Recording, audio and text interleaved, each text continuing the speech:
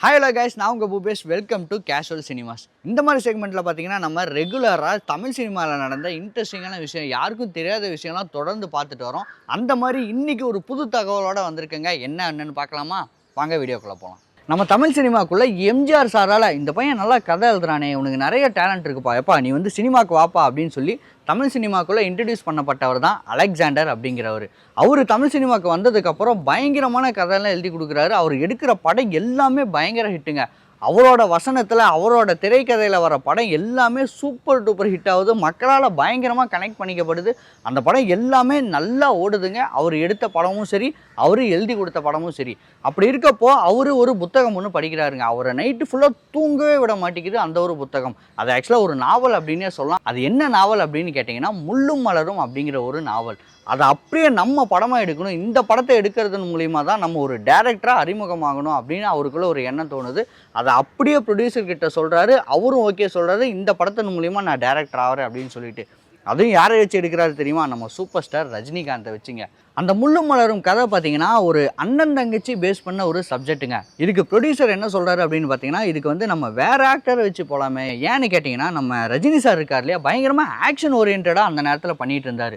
ஒரு mass hero வச்சு எப்படிப்பா ஒரு அண்ணன் தங்கச்சி படம் வந்து உன்னால் எடுக்க முடியும்? அது எப்படிப்பா மக்களால் கனெக்ட் பண்ணிக்க முடியும்? நான் வந்து ஒரு பாசமலர் மாதிரி ஒரு படம் எதிர்பார்க்குறேன், நீ அந்த மாதிரி ஒரு படம் பண்ணி கொடுத்துறேன். ரஜினி சாரை நம்ம இன்னொரு படத்துக்கு கமிட் பண்ணி இன்னொரு படம் ஒன்று மாதம் ஒன்று பண்ணிக்கலாம். இது வந்து எனக்கு லிட்டரலாக ஒரு பாசமலர் மாதிரி ஒரு படம் எடுத்து கொடுத்துரு. உனக்கும் ஃபஸ்ட்டு படம், எனக்கும் ஒரு நல்ல படம் வேணும். ஸோ இந்த மாதிரி நம்ம போயிடலாமே, சேஃப் ஜோனா அப்படிங்கிற மாதிரி மகேந்திரன் சார்கிட்ட சொல்கிறாரு அந்த படத்தோட ப்ரொடியூசர். ஆனால் மகேந்திரன் சார் அதெல்லாம் ஒத்துக்கலைங்க. ஃபஸ்ட்டு படமாக இருந்தாருன்னா எந்த படமாக இருந்தாருன்னா, நான் சூப்பராக ஒரு கதை எழுதி தரேன், எனக்கு ரஜினி சார் தான் வேணும் அப்படின்னு சொல்லிட்டு கான்ஷியஸாக குறிப்பாக நின்று ரஜினி சாரோட கால் ஷீட்டை வாங்குறாரு. அந்த படத்தை எடுக்க ஸ்டார்ட் பண்ணிட்டாரு.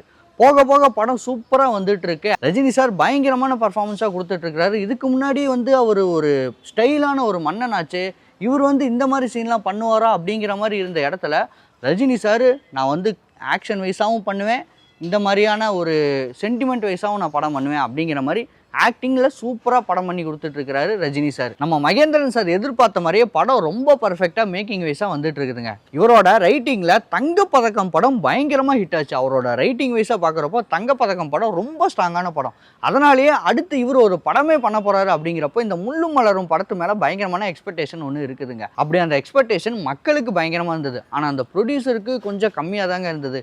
ஏன் அப்படின்னு பார்த்தீங்கன்னா, நம்ம ஆரம்பத்தில் டிஸ்கஸ் பண்ண மாதிரி தான், இந்த படத்துக்கு ரஜினி சார் செட் ஆக மாட்டார், நீ வந்து அடம் பிடிக்கிற.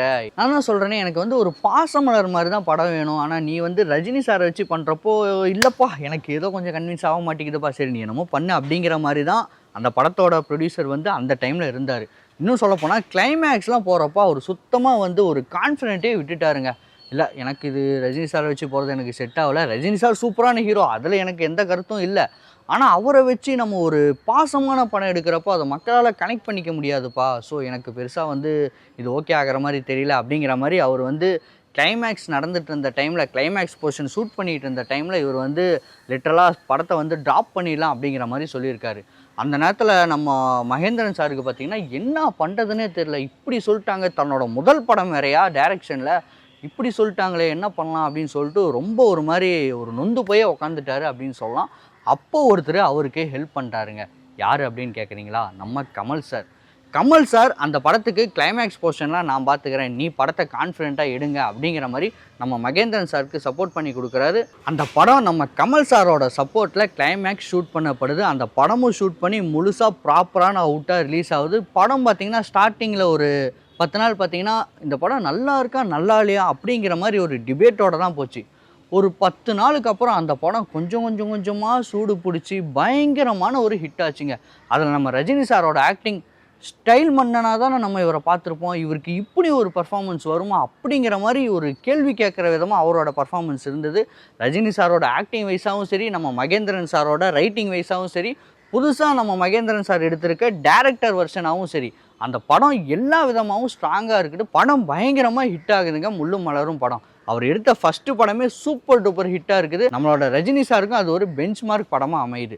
ஸோ இந்த தகவல் பெருசாக யாருக்குமே தெரியாது அப்படின்னு நான் நினைக்கிறேன். என்ன அப்படின்னு பார்த்தீங்கன்னா, நம்ம ரஜினி சாரோட முள்ளும் மலரும் படம் எடுத்து ப்ராப்பராக ரிலீஸ் ஆகிறதுக்கு நம்மளோட கமல் சார் ஹெல்ப் பண்ணியிருக்காருங்க. கமல் சார் ரொம்ப பெரிய சப்போர்ட் பண்ணியிருக்காரு. இதில் இன்னொரு விஷயம், ரொம்ப இன்ட்ரெஸ்டிங்கான விஷயம், ரொம்ப ஒரு சோல்ஃபுல்லான ஒரு அழகான விஷயம் என்ன தெரியுமா?